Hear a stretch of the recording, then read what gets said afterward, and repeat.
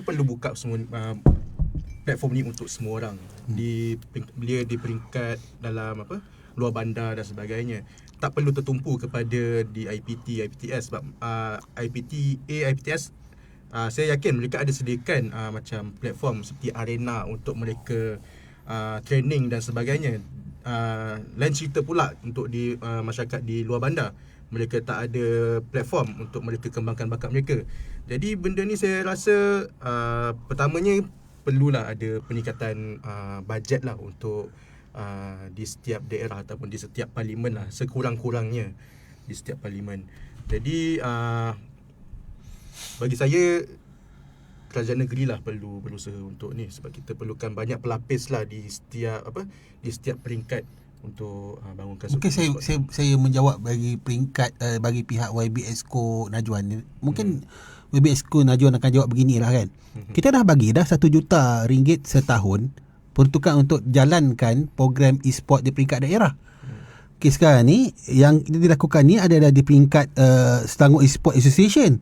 Mereka yang buat keputusan untuk cari di kalangan mahasiswa IPT, IPTS. Kan, maksudnya kita peringkat negeri Selangor, kerajaan negeri Selangor ni kita dah lakukan kita punya part lah. So, peringkat association ni kenapa dia nak maksudnya kenapa dia yang nak tumpukan kepada IPT, IPTS?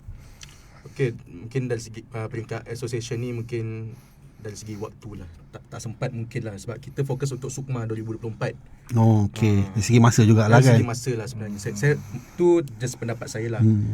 Dari segi masa mungkin untuk akan datang selepas SUKMA 2024, mungkin 2 tahun lagi 2026 punya SUKMA, mungkin boleh ISS boleh masuk ke kawasan kampung-kampung untuk anjurkan pertandingan untuk cari pelapis bakat-bakat baru.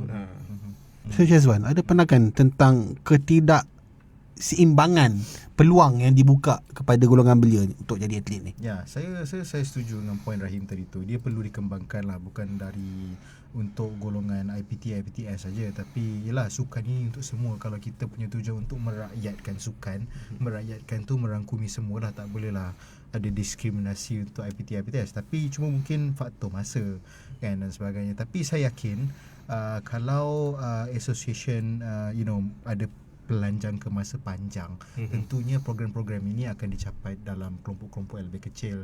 Buktinya dah ada, macam saya pun pernah terlibat secara langsung dengan program-program kecil di peringkat daerah apa semua. Walaupun program tu bukan digerakkan oleh association itu sendiri, digerakkan oleh beberapa NGO, tapi dia berkolaborasi dengan association negeri juga. Jadi maknanya walaupun dia tidak meletakkan tangan secara sendiri, mungkin dia outsource ke tangan-tangan lain lah. Itu pandangan saya lah tentang soal ni. So alasannya adalah faktor masa.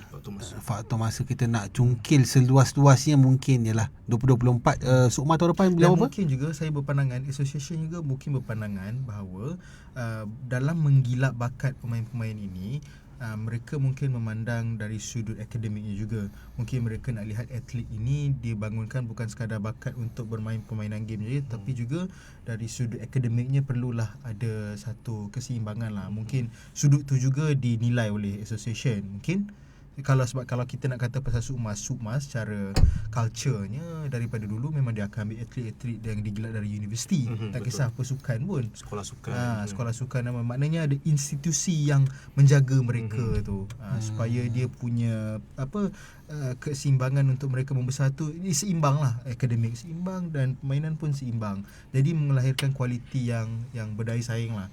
So saya ingat macam saya tengok JDT dulu masa Team J lah pernah bagi satu statement ni, dia punya player masa bagi press conference kan.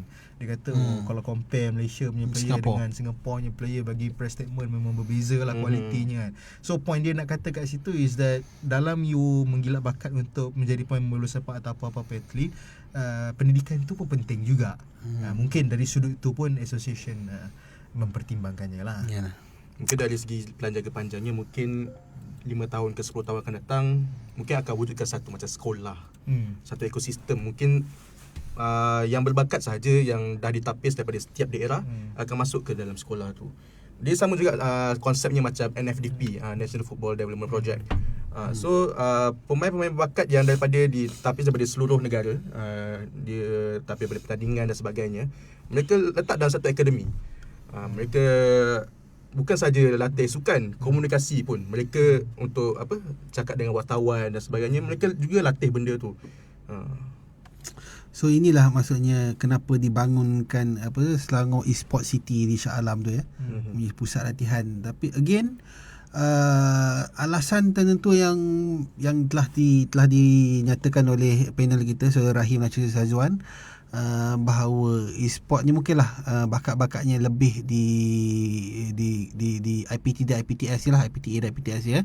Dari segi kata dia punya shine dari segi akademik dan juga yalah faktor masa lah. Of course mereka yang masuk universiti ni dari segi orang kata sepatutnya lah dari segi orang kata kelebihan orang kata akademik pemikiran tu mungkin dah terbukti berbanding mereka yang tak masuk peringkat ni kan. Dan kita masuk dan suka e-sport ni memerlukan kelebihan pemikiran itu. Dia tak memerlukan fizikal sangat, tapi dia memerlukan mungkin sebab ni lah peluang dibuka lebih luas kepada mahasiswa IPTA dan IPTS. But again, saya menyeru agar ESS, Selangor Esports Association, mempertimbangkan pada masa akan datang lah ya. Kalau boleh buka ruang juga ya kepada mereka luar bandar ni. Kita tak tahu, mungkin dia tak ada peluang nak melanjutkan pelajaran, tapi dia ada bakat. Kita harap benda tu dapat direalisasikan lah.